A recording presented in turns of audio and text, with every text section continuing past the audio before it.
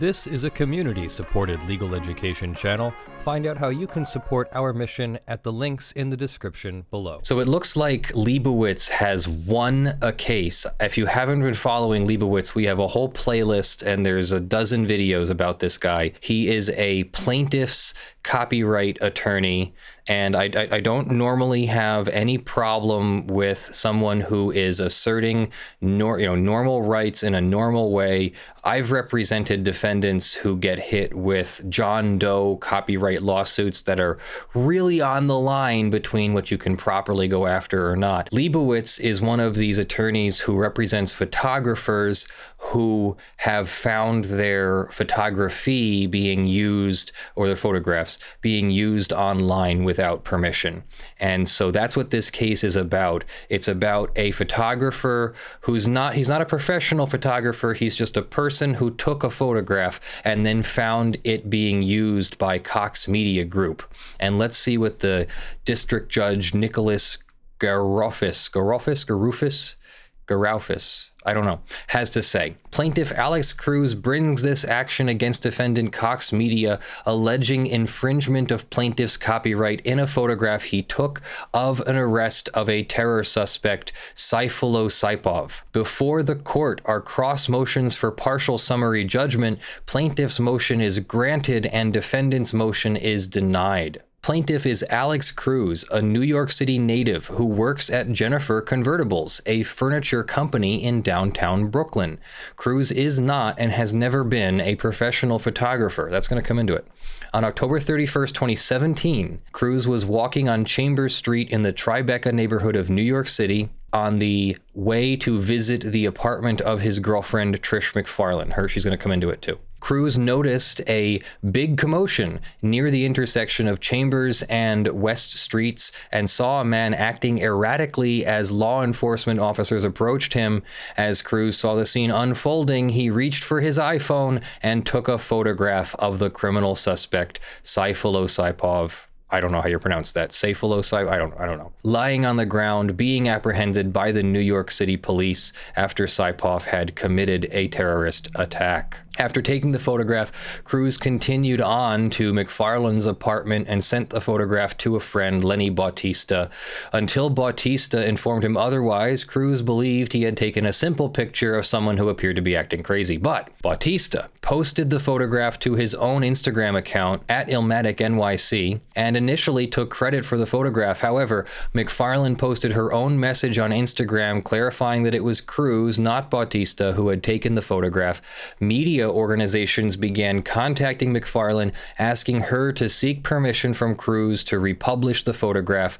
Cruz entered into 2 separate licensing agreements with CNN and NBC News, in which Cruz granted the outlets permission to publish the photograph in exchange for licensing fees and credits. They dispute exactly when they got into those agreements, but that's not terribly important. One media company that did not seek to enter into a licensing agreement with Cruz was Cox, a national media company with 13 television stations, 61 radio stations, 4 newspapers, and 72 websites, in case you ever wondered how large Cox is. Cox's media portfolio includes WSB-TV in Atlanta, Georgia, as well as its associated WSB-TV website. On October 31st, Cox published a news story on its WSB-TV website, eventually bearing the title, 8 Dead in Cowardly Act of Terror in New York City. The photograph was added to the gallery of video and photographic content for the article.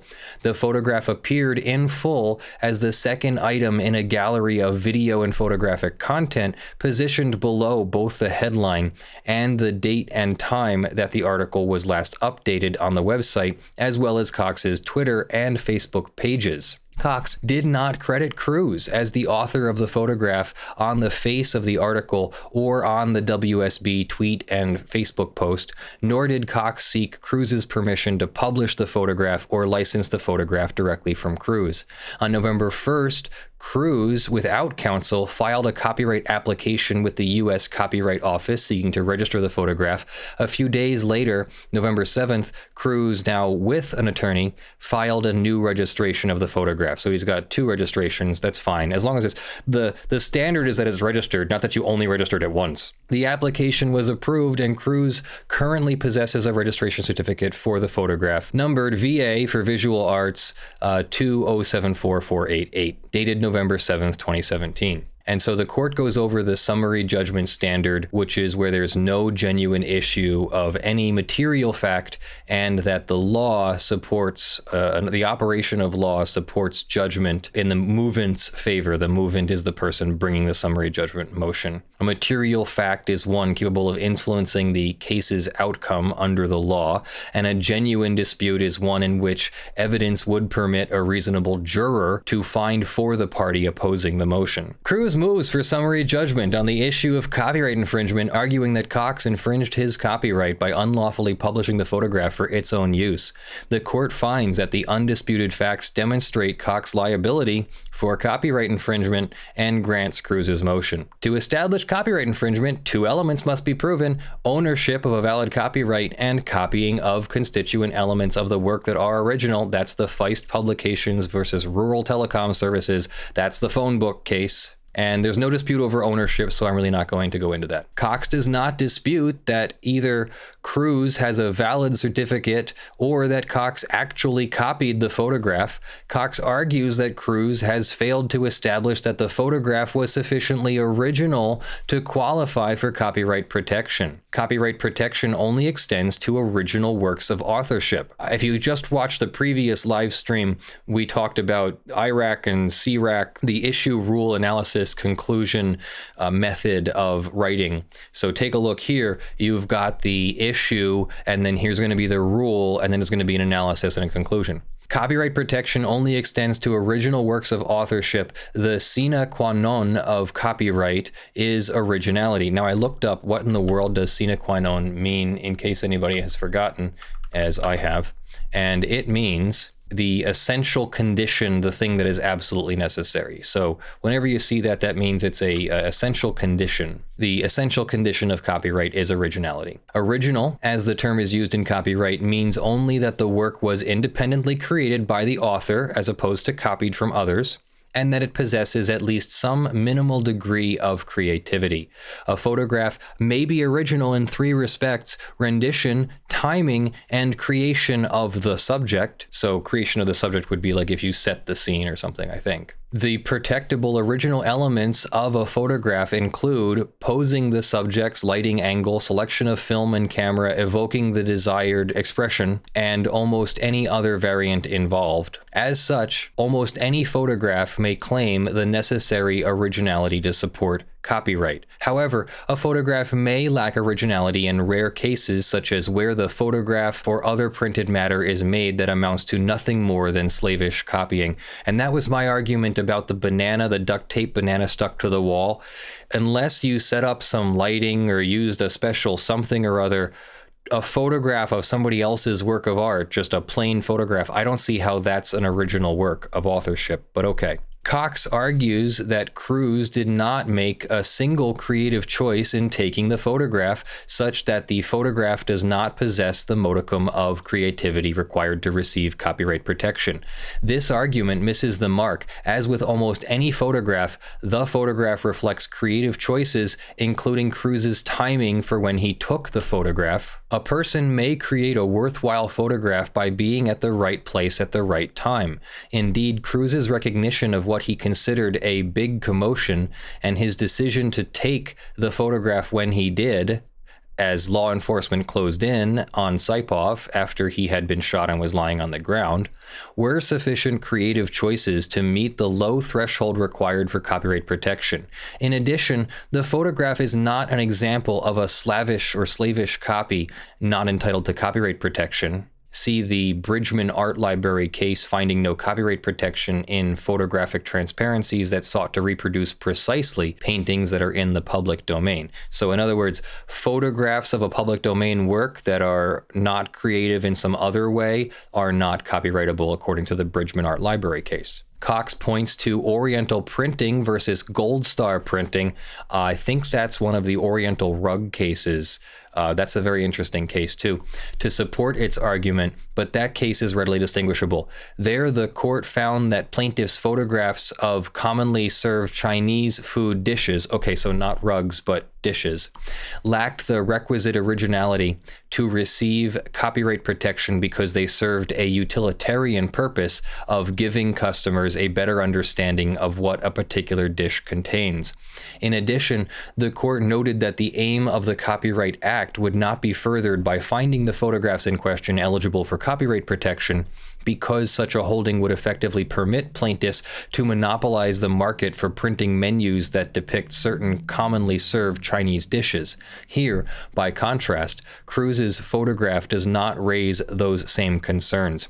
Unlike the photographs in Oriental art printing that only served to inform consumers of Chinese cuisine about their food options, the photograph at issue here recorded a newsworthy event at a unique time from a unique angle. A holding extending Oriental art printing, as Cox urges, would improperly limit the scope of originality under the Copyright Act. A recent case in the Southern District of New York, Sands v. CBS Interactive, makes plain why. In that case, a paparazzo photographed actors on the set of an upcoming Netflix series, The Punisher. The photos were subsequently published alongside an article, New Punisher Images Reveal Return of Key Daredevil Character. While the Sands court had no trouble in finding that the photographs in question met the low creativity threshold necessary to assert copyright protection, the result would have been different had it extended Oriental art printing, as Cox urges this court to do now. This is because the Sands photos, under Cox's reading of Oriental art printing, would be deemed to only serve the purpose of informing the public of the narrative developments in a popular television series, and therefore would lack originality. Yet such a result would not comport either with the intent of the Copyright Act or the fact that almost any photograph may claim the necessary originality to support a copyright. Finally, this case is distinguishable from Oriental art printing in another way. In Oriental art printing, the court held that finding the photographs in question copyrightable would give plaintiffs an unwarranted monopoly because it would permit them to monopolize the market for printing menus that depict certain commonly served Chinese dishes. Such a result, the court explained, was not in Congress's intent in enacting the Copyright Act. Here, by contrast, there is no concern of an unwarranted monopoly because of the uniqueness of the photograph and the one-time only nature of its subject matter. And then on to actual copying. Once a valid copyright registration is established, a plaintiff must show that his work was actually copied, and then must show that the copying amounts to an improper or unlawful appropriation. Here, the parties do not dispute that Cox actually copied the photograph for use on its website and social media accounts. As such, Cruz has established this element of his copyright claim. Accordingly, the court finds that Cox infringed on Cruz's copyright when it published the photograph. The court therefore grants Cruz's motion for summary judgment on this issue. But there are affirmative defenses. What does affirmative defenses mean? That means that Cox did the thing that they're accused of, but there's an exception or a reason why they're not liable for it at law. So in other words, fair use is not just a right, but it is also listed as an affirmative defense when you get sued for copyright infringement. So yes, I did the copying, but it was a fair use is an affirmative defense. It's presented as an affirmative defense. The purpose of the copyright law is to promote the progress of science and the useful arts, and expand public knowledge and understanding by giving potential creators exclusive control over copying of their works, thus giving them a financial incentive to create informative, intellectually enriching works for public consumption. There are limits, however, on creators' control over their own work, including the doctrine of fair use. Copyright law recognizes the need for breathing space. However, a defendant who otherwise would have violated one or more of the exclusive rights may avoid liability if he can establish that he made a fair use of the copyrighted material. The fair use determination is an open-ended and context-sensitive inquiry in which courts weigh 4 non-exclusive statutory factors. We've gone over these a whole bunch of times, but let's drill them home again. These factors are the purpose and character of the use, the nature of the copyright copyrighted work, the amount and substantiality of the portion used, the secondary work, in relation to the original copyrighted work as a whole, the effect of the use upon the potential market or value of the copyrighted work. That's known as the market usurpation factor. The Second Circuit has held that the party seeking a judgment of fair use need not demonstrate that every factor weighs in its favor. Rather, all of the factors need to be explored and the results weighed together in light of the purposes of copyright. Fair use is a mixed question of law and fact, and the Second Circuit has repeatedly resolved fair use determinations at the summary judgment stage where there is no genuine issue of material fact. Now, we are in the Eastern District of New York, I believe, so you're not going to see binding precedent citations to H3H3 and the Hughes v. Benjamin case, but they might be in here. I don't know. I don't think so. The first statutory fair use factor is the purpose and character of the use, which includes whether the use is commercial or for nonprofit educational purposes. This is the heart of the fair use inquiry and seeks to determine whether and to what extent the work is transformative, is the word. Whether a work is transformative depends on the extent to which it is merely superseding the objects of the original creation. So in other words, let's just take an example of outright copying of a movie so that you can sell it. Did you transform anything? Did you make an edit somewhere, and was that edit in some way creating a work with new purpose and new character, or was it just a plain old copying for profit? Instead, you must add something new with a further purpose or different character, altering the first with new expression, meaning, or message. With regard to photographs, using a photograph for the precise reason it was created does not support a finding that the nature and purpose of the use was fair. While news reporting is specially named in Section 107, which was the fair use rights, as a potential method of fair use, a news reporting purpose by no means guarantees such a finding.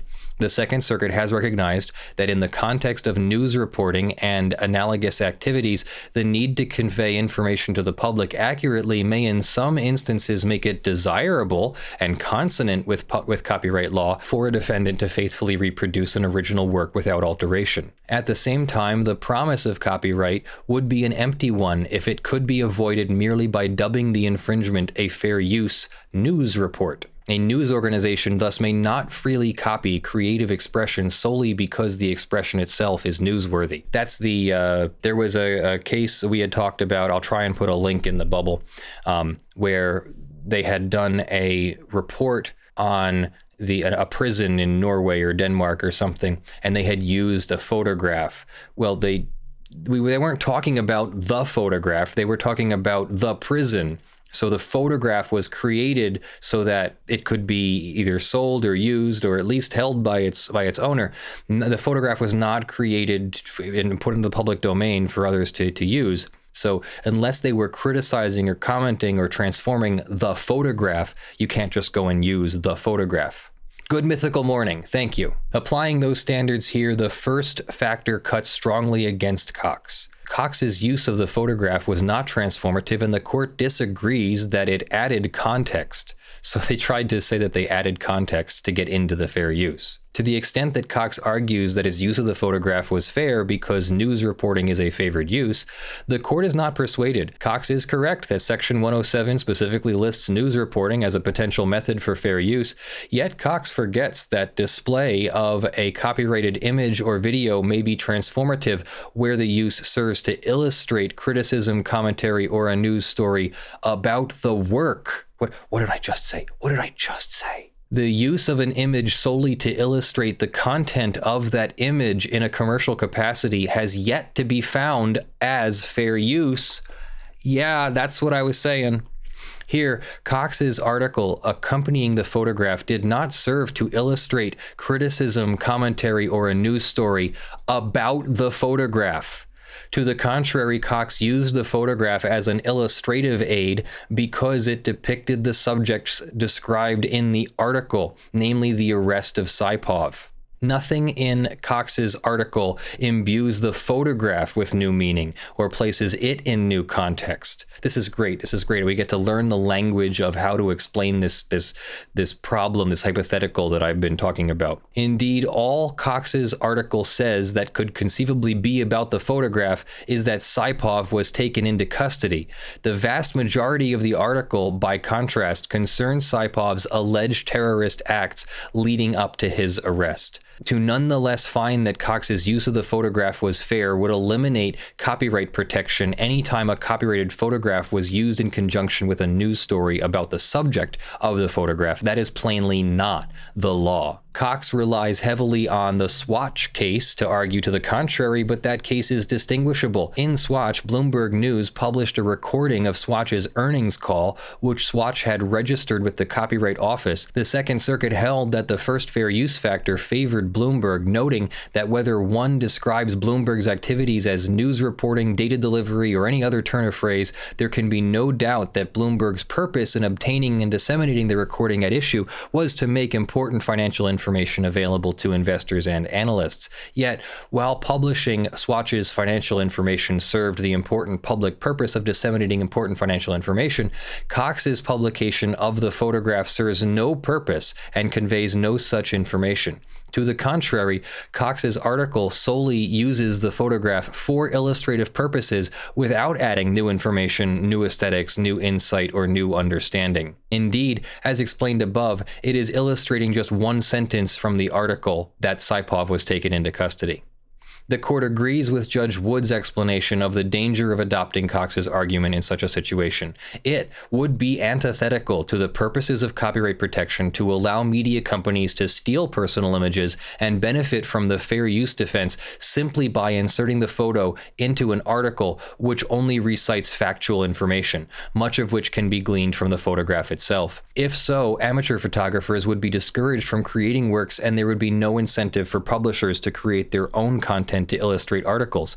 Why pay to create licensed photographs if all personal images posted on social media are free grist for use by the media companies, as Cox argues here? Indeed, it seems that this interpretation of the law would hinder the progress of science and the useful arts and the creation of information, intellectually enriching works for public consumption. Therefore, because Cox's use of the photograph was not transformative, the first factor weighs against a finding of fair use. Under the first factor, courts also consider the commercial nature of the secondary use of the copyrighted material. However, courts do not place much significance on the commercial nature of the secondary use if the use is not transformative. Here, there is no doubt that Cox is a commercial enterprise, but because Cox's use was not transformative, its commercial nature is of much less importance to the analysis under the fair use factor. The second factor, the nature of the copyrighted work, weighs in favor of Cox and a finding of fair use. The second factor acknowledges that some works are closer to the core of intended copyright protection than others, with the consequences being that fair use is more difficult to establish when the former works are copied. In reviewing this factor, courts will determine whether a work is creative versus factual and unpublished versus published, with the scope of fair use applying more narrowly to creative and unpublished works. The law generally recognizes a greater need to disseminate factual works than works of fiction or fantasy. So maybe that's something that J.W. Apostate should be arguing.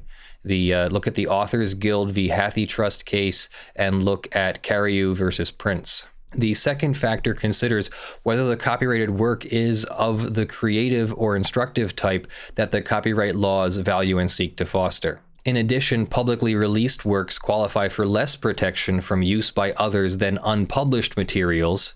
This is because a plaintiff's right to control the first public appearance of the photo is not implicated in such scenarios, nor does there exist any race to publish, which lends itself to a finding of fair use. Here, Cruz acknowledges that the photograph is factual in nature and was published prior to Cox's use of it.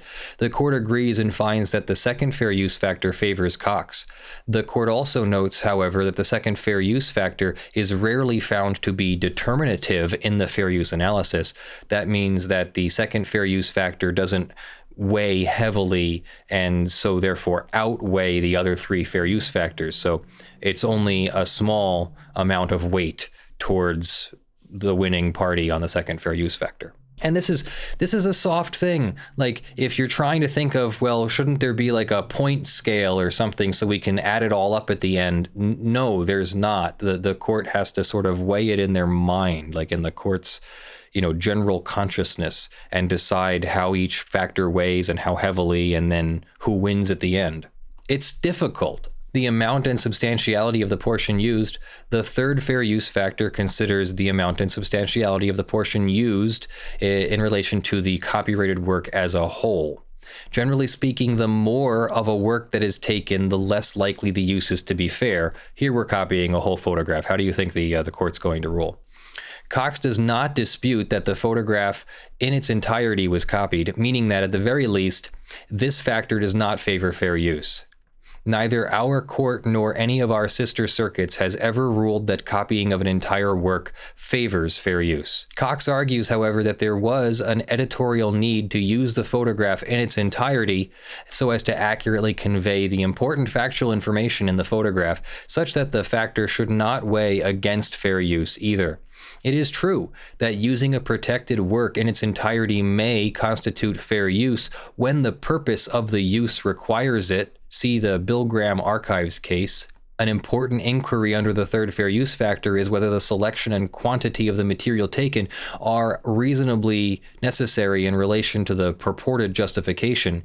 Yet, as explained above, Cox's use of the photograph was not transformative. Cox simply thought that the photograph had certain qualities that would make a good complement to the article, as apparently like its competitors CNN and NBC.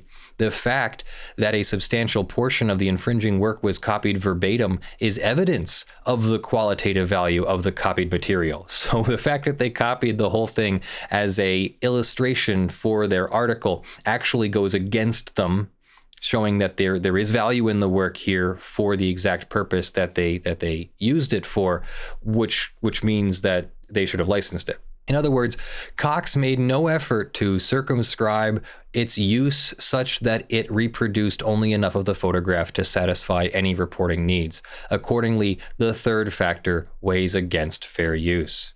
And then there's the market usurpation factor, the effect of the use on the potential market. This factor requires the court to investigate whether infringement will affect traditional, reasonable, or likely to be developed market. I think they mean markets, or will affect a traditional. This factor is therefore concerned with secondary uses that, by offering a substitute for the original, usurp a market that properly belongs to the copyright holder. Fair use, when properly applied, is limited to copying by others, which does not materially impair the marketability of the work which is copied. Finally, there is a close linkage between the first and fourth factors in that the more the copying is done to achieve a purpose that differs from the purpose of the original, the less likely that the copy will serve as a satisfactory substitute for the original. Let's go back to the copying a movie example. When you copy a movie and go sell it on the street for $10 or $5 or whatever, you are usurping the market. You are directly affecting the market for the copyrighted work. You've removed one customer per disc or whatever from the pool of people who want to buy that work. If you make a transformation of it and it's a successful transformation, you're impacting the market less because the transformation will be sought for its own purposes, its own nature, and not for the same purpose as the original. Think of me, actually, when we did our video on the Katy Perry Dark Horse Joyful Noise thing. My video showed a couple seconds of each, or played a couple seconds of each of their songs. And then we got copyright claims for that. But we actually did make a fair use because no one's going to watch our video in order to act as a substitute for listening to the whole song. If you want the song, you go listen to the whole song. If you want a copyright analysis from a copyright attorney, you can come to my channel and see that. So we've changed the purpose and character of the use in making the video. And so we've also not usurped the market. This factor weighs against a finding of fair use. The record makes clear that Cruz demonstrated an interest in entering into the market for the photograph when he entered into licensing agreements with CNN and NBC.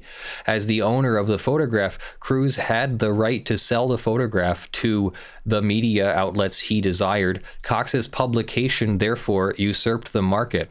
Cox's reliance on Swatch is again inopposite. In other words, it says the opposite of what Cox says it said. In Swatch, the court agreed with the district court's observation that nothing in the record suggested any possible market effect stemming from Bloomberg's use of the earnings call recording, and further noted that Swatch had no interest in the exploitation of the copyright-protected aspects of the earnings call.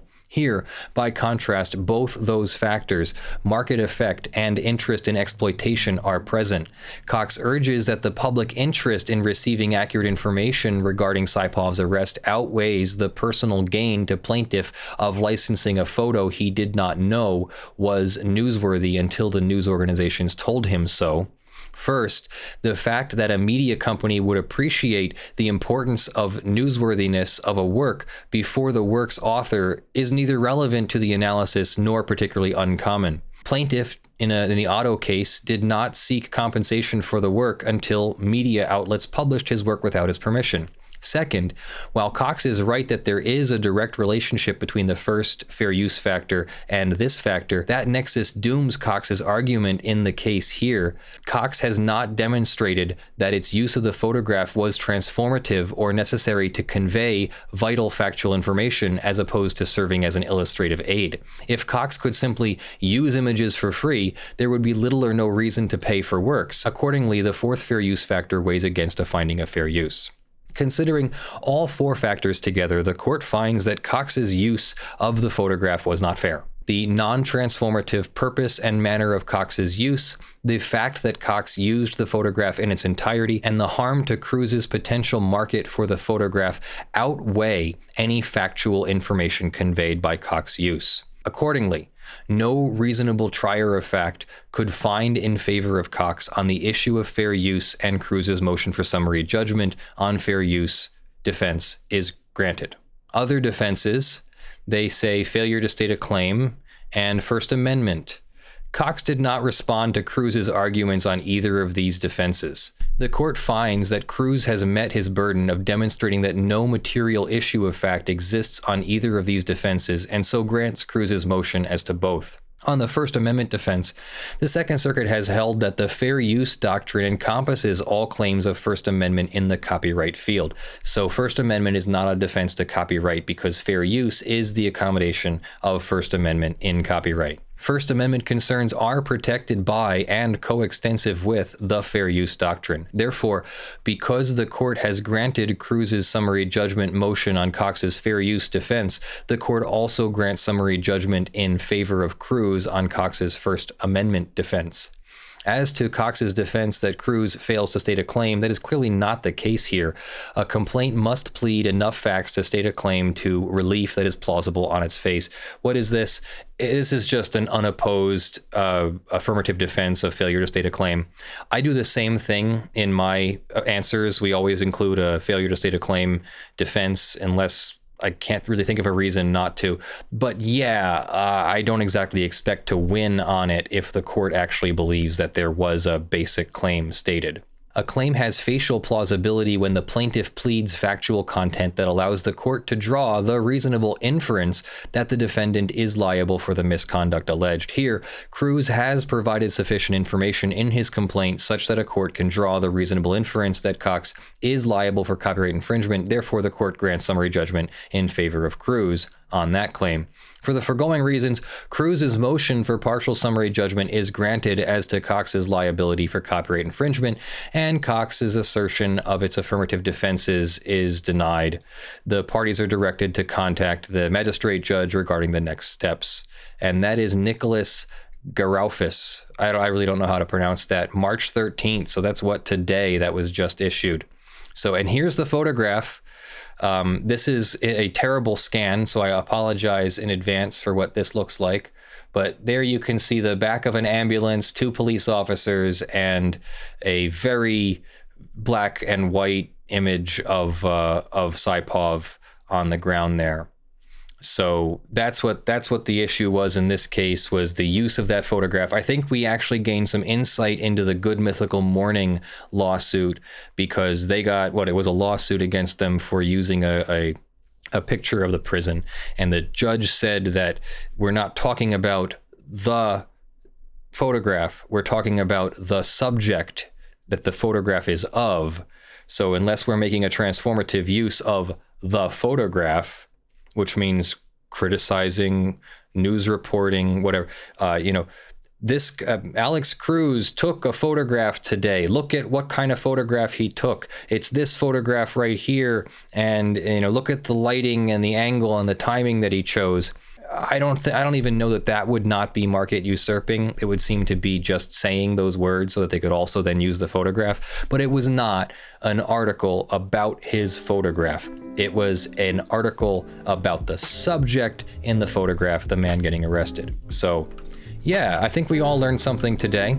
So let's say goodbye. Thank you for watching. I'm Leonard French, your favorite copyright attorney. Thank you for supporting this channel as you do on patreon.com/ljfrench and sponsus.com/law, or by joining us on YouTube via the YouTube memberships join button, which will be down below. Thank you to our $50 plus supporters in the month of March. These are supporters who got charged at the beginning of the month of March. We will make sure that the supporters on the various channels, Floatplane and YouTube and Sponsus and Patreon, they get merged together at the beginning of the month. So anybody who sponsors now will be in next month's crawl. For the March $50 plus supporters, I would like to thank Wes Delj, Aspernari, Video Remonetized, John Steele, Gavin Barnard, Eevi, Kyle Mudrak, Michael Pearce, Spirit Bear, Jan Negrey, Daniel Perez, Blackleaf, Joe Tyson, Benjamin Hitov, Steven, Ottah, Cute Grills in Your Area, Longreach Jones, Zachary Chaney, Mullen PC, and Anders Thorenfeldt. The $5 plus supporters will be scrolling on the screen in front of me, and you'll all appear in the description of the videos. I'll play some dog video here for the YouTube production. I love you all. I'll see you in the videos that drop. Bye. And then you wonder why he hates you. You wonder why he jumps on you, huh?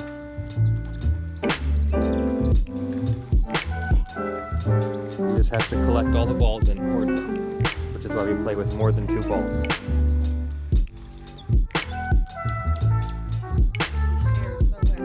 Yeah. She was very happy to see me, though. She was jumping around.